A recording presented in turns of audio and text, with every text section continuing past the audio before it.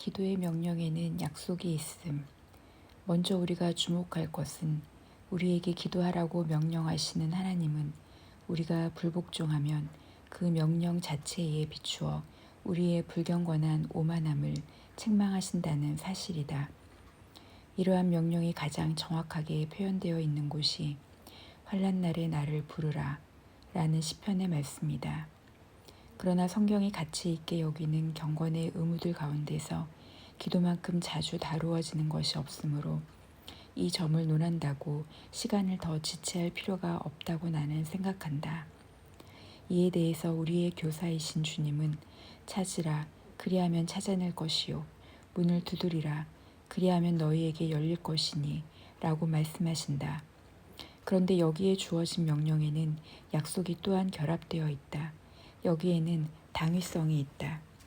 왜냐하면 비록 모든 사람이 명령에 순종해야 한다는 것을 인정한다고 하더라도 하나님이 부르시며 너그러이 베푸시고 쉽게 만나 주시리라는 약속을 하지 않으셨다면 대다수는 여전히 그를 피해 도망칠 것이기 때문이다. 명령과 약속에 대한 이러한 이해가 확립된 사람들이라면 누구든지 하나님께 직접 나아가려고 힘쓸 것이다. 이를 피하고자 핑계를 대려고 애쓰는 자들은 반역을 일삼고 완강히 맞설 뿐만 아니라 하나님의 약속에 대한 불신으로 인하여 정죄를 받게 될 것이다. 무엇보다 이러한 점이 더욱 현저하게 드러나는 것은 위선자들의 경우이다.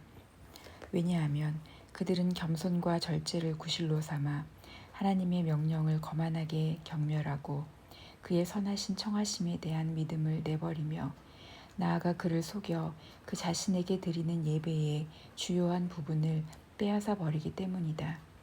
옛날 사람들에게 마치 모든 거룩함이 자리하고 있는 듯이 보였던 재물을 거절하신 하나님은 환난의 때에 자기를 부르는 것이 다른 무엇보다 고상하고 가치가 있는 일이라고 선언하셨다. 시편 50편 15편 15절. 그러므로 그가 그 자신에게 속한 것을 우리에게 요구하시고 우리를 자극하셔서 열성을 다하여 순종에 이르도록 하실 때 마치 우리에게 변명할 여지가 있더라도 하듯이 유혹하는 무엇이 있을지라도 허울뿐인 의심의 깃발을 나부끼게 해서는 안 된다. 그러므로 하나님을 부르라고 우리에게 명령하는 증언들이 성경 여러 곳에 계속해서 나타나는 바 그것들을 우리의 눈앞에서 펄럭이며 우리에게 확신을 불어넣는 수많은 기치들이 된다. 하나님 자신이 우리를 부르셔서 미리 돌이키게 하시지도 않는데 우리가 느닷없이 그의 시야로 뛰어든다면 그것 자체가 어리석음이라 할 것이다. 그러므로 하나님은 그 자신의 말씀을 통하여 우리를 위한 길을 열어주신다. 나는 말하기를 이는 내 백성이라 할 것이요 그들은 말하기를 여호와는 내 하나님이시라 하리라.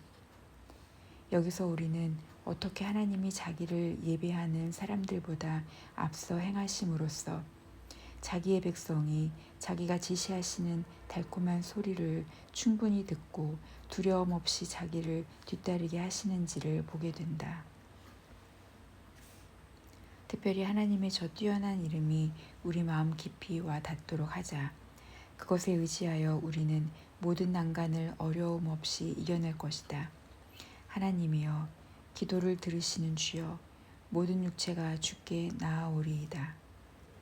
하나님이 이 이름을 지니시는 것보다 더 사랑스럽고 자랑스러운 것이 어디 있겠는가. 이는 간구하는 자들의 소원에 응답해 받아주시는 것이야말로 그의 본성에 가장 부합한다는 것을 우리가 확신하게끔 하는 이름이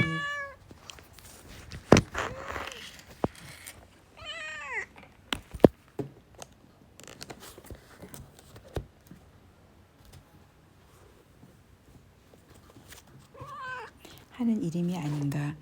이로부터 선지자는 그 문이 몇몇 소수가 아니라 모든 인생에게 열려 있음을 추론한다. 그가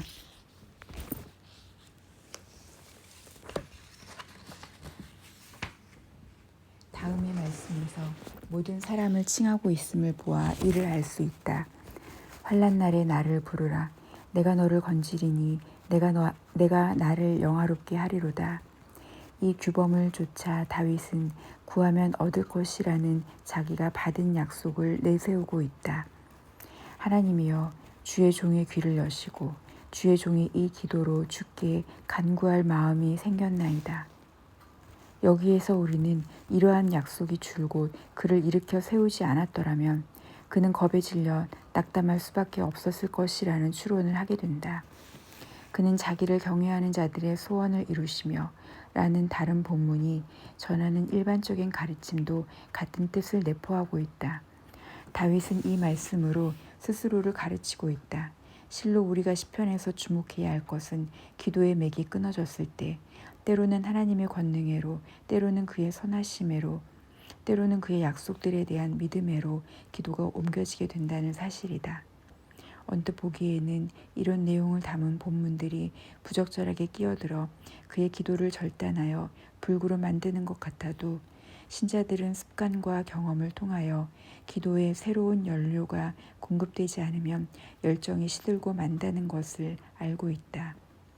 과연 우리가 기도할 때 하나님의 말씀에 대한 묵상 못지않게 그의 본성에 대한 묵상이 필히 요구된다. 그것은 결코 거추장스러운 일이라고 할 수 없다. 그렇기 때문에 우리는 다윗의 예를 깊이 새겨 우리의 시들어가는 마음을 소생시킬 새로운 활력을 불어넣을 것들을 부끄러워하지 말도록 하자.